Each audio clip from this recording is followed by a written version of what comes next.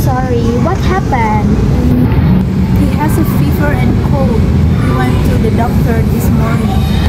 I hope he gets better soon.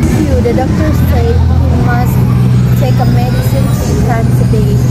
He mustn't go outside or eat ice cream.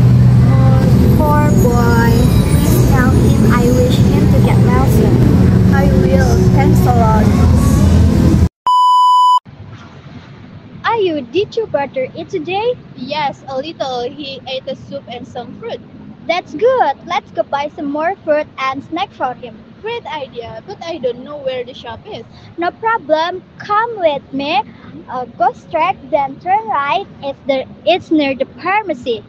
Oh, thank you. I must remember that.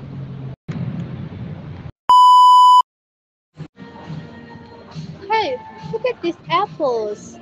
How much is this? Look, they're $150 per kilogram. That's cheap. Let's get some apples. Yes, my brothers love apples. Do you want anything else, Ayu? No, that's all.